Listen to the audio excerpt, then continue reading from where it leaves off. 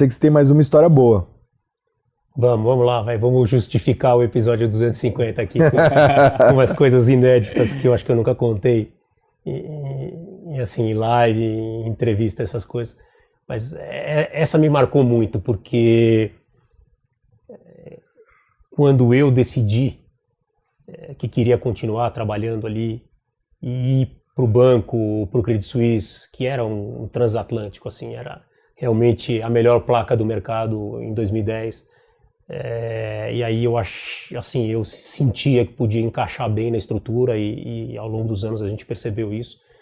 E essa história me marcou porque eu saindo da Grifo, indo para o Credit Suisse, é um choque de cultura muito grande. Era um partnership de verdade, a Red Grifo, a cultura de dono e que eu replico hoje na minha empresa, na Alfaqui, ela é muito forte e ela funcionou muito bem por muito tempo.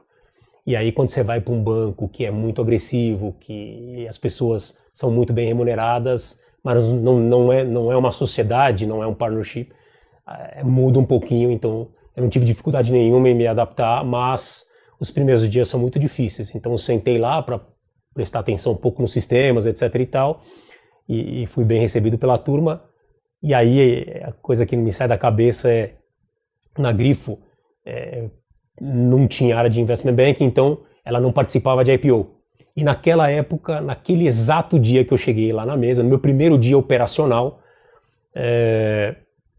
o meu chefe, até um abraço para ele, o Ed Weaver, na época, chegou para mim e falou: bom, pra você se acostumar, já para começar você já vai lá no Itaú, porque tá tendo um teach-in.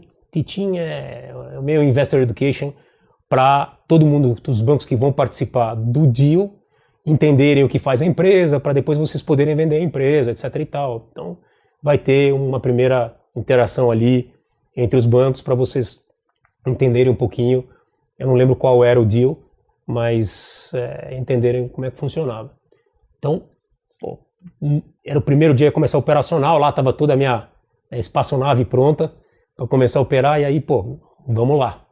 Segui lá, saí, desci 2 quarteirões, fui pro Itaú, levei meu celular, aí aquele negócio meio tenso, né? Tô em volta de um monte de banqueiro, não era meu dia a dia, meio esquisito, né?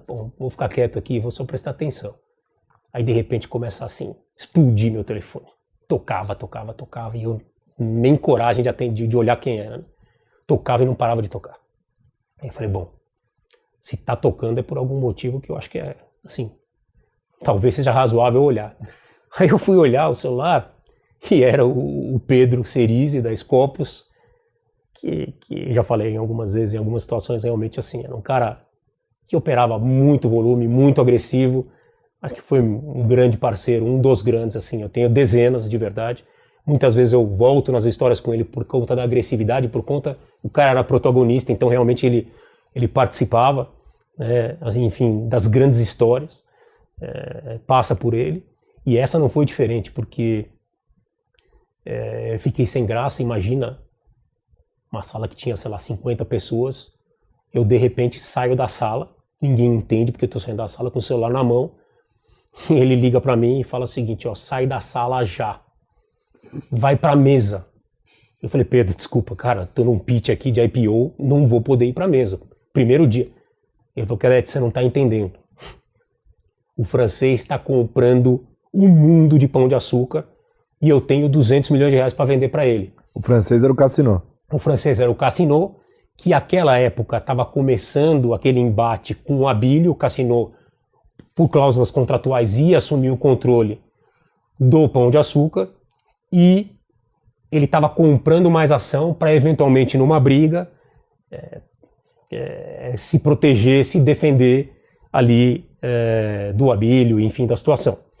E aí ele estava usando o Credit Suisse, e o Pedro na época não usava muito o Credit Suisse, não tinha muito contato, não tinha algum ponto de, talvez de mais confiança, então ele usava pouco. Ele falou, vocês estão comprando lá o ADR, o cara tá raspando o mundo lá, vai pra mesa agora.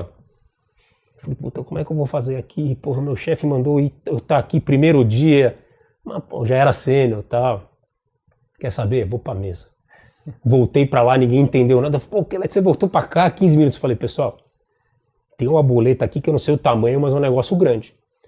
E aí nem usei minha máquina, nada. Assim, o pessoal tava em volta, tinha os outros traders lá. Aí ele ligava pra mim e falava assim, ó, o cara tá comprando no ADR lá. Pode mostrar pra ele, 50 milhões de reais. Aí mostrava lá pro trader do Credit Suisse que tava operando pro cassino, tá fechado. Mais 50. Fechado, passa.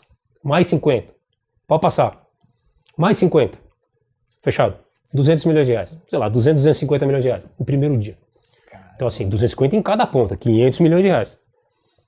Não satisfeito, desligou, todo feliz, ganhou dinheiro. Pão de açúcar naquela época, pessoal, vocês estavam na escola ainda. Valia 100 reais por ação. 100 reais. Era um ticket muito grande. Aí vendeu. Aí não satisfeito, o cara me ligou, o Pedro falou assim, pô, beleza, essa aqui tá feita. Mas é o seguinte, o Stuberger vai te ligar, o trader dele, ele tem o mesmo lote que eu, ou parecido. Né? Eles não faziam coisas juntas, mas assim, o Luiz sempre dava conselho para ele. Sempre ouviu muito o Pedro e alguns outros gestores. Luiz Soares, também grande amigo, um abraço para ele. E aí, falou, vai te ligar que vai ter uma parecida. Falei, bom, beleza, vem aí. Aí ligou, assim, mais 200 milhões de reais. Então aquele dia foi 400, 500, que vezes 2 deu 1 bi entre compra e venda. Então aquele foi meu primeiro dia emblemático. Os caras achavam que era mentira. Entendeu? Pô, quem é esse cara aqui? Ele é fake, né? Não existe. Mas enfim, eu dei muita sorte e a confiança dos caras. Mas para mim, assim, eu nunca contei essa, mas foi muito emblemático porque 1 bilhão de reais. 2011, quase 15 anos atrás, imagina o tamanho desse negócio, corrija esse negócio. Acho que seria alguma coisa como 2, 3 bi hoje. Então, assim, muito relevante, grande, e enfim, foi uma coisa que me marcou. Foi a segunda história que me marcou. Tiveram muitas outras, mas das que eu não contei, acho que essa foi uma das mais legais.